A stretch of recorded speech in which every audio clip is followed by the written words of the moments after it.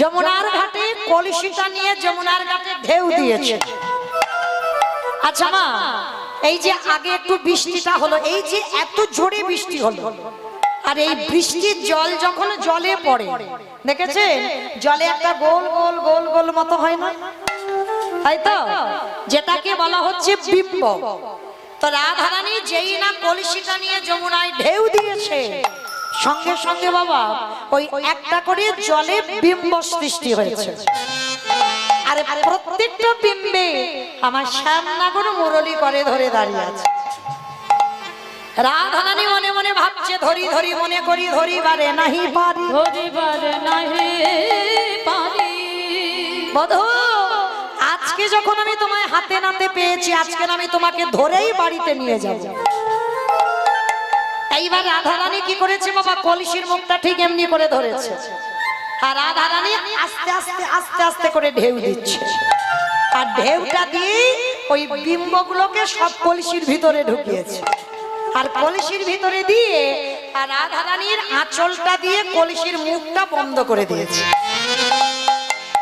বন্ধ করে দিয়ে কলসিটা আস্তে আস্তে করে কাকে তুলে মনে মনে করছে আমার গোবিন্দকে আজকের কলসির ভিতরে করে ধরে নিয়ে বাড়িতে যাব। তাইবার কলসিটা কাকে তুলে নিয়েছে, আর কলসিটা কাকে তুলে নিয়ে মা এক পা দুপা করে যাচ্ছে, আর এক পা দুপা করে যেই না কলসিটা নিয়ে যাচ্ছে, বাবা হ্যাঁ গো আমার বধূ দম বন্ধ হয়ে যায়নি তো? হ্যাঁ, যদি দম বন্ধ হয়ে যায়, এইবার যেই না বাবা আঁচলটা খুলেছে, খুলে দেখে না মা একটাও বিম্ব কলসির ভিতরে। কি বাবা বিম্ব চিরস্থায়ী হয়? ও তো কলসির গায়ে লাগলেই বাবা ফেটে যাবে, আর যেই না কলসির গায়ে লেগেছে বিম্ব ফেটে গেছে, আর দেখতে পাচ্ছে না। রাধারানী রেগে গিয়ে বলল, ও তোমাকে আমি যত্ন করে ধরে আনতে গেলাম, আর তুমি আবার কলসি থেকে পালিয়েছো, দেখাচ্ছি মজা তোমায়, দাঁড়াও। এইবার রাধারানী জোর করে কলসিটাকে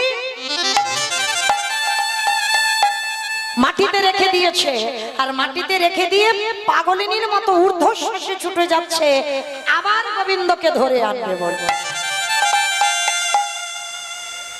কলসি কেঁদে কেঁদে বলছে, রাধে গো কৃষ্ণ পেতে গেলে এত ধৈর্য হারা হলে হবে না, ধৈর্য হারা হলে হবে না। ওগো রাধে গো, ওগো রাধে গো, এই জগতে যে ভক্তির হৃদয়ে ধৈর্য বেশি থাকে, ধৈর্য বেশি থাকে, ওগো তারাই তো এই জগতে যুগল দর্শন পায়, যুগল দর্শন পায়। কলসি বলছে ধৈর্য ধরো রাধে, ধৈর্য ধরলে তুমি কৃষ্ণ পাবে। রাধারানী বলছে, আরে তুই তো একটা মাটির কলসি, তুই আবার এত শত বুঝলি কি করে? বলে বুঝি গো বুঝি, আমার জীবনে কত কষ্ট আছে,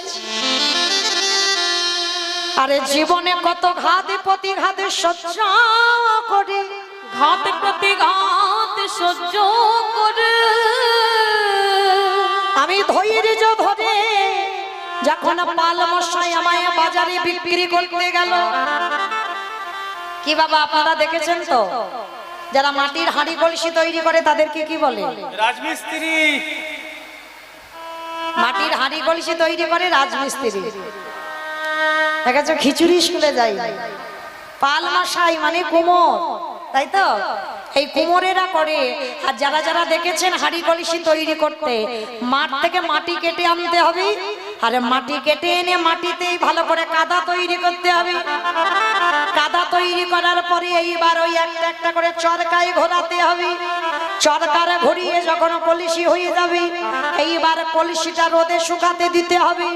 শুধু শুকালে হবে না, ওই কলসি কেঁদে কেঁদে বলে, হায় ভগবান, হায় ভগবান,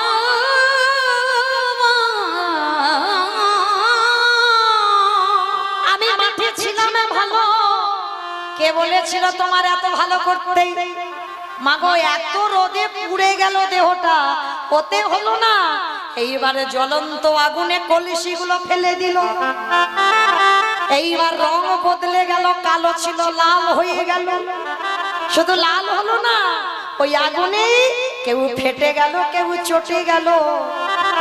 আরে যারা রয়ে গেল আগুন থেকে বের করে পাল মশাই চড় মেরে দেখে নিল কলসিটা কত পোড়ে খেয়েছে। শুধু ওটা দেখলো না বাবা, কলসিটা পোড় খেয়েছে দেখে বাজারে বিক্রি করতে গেল।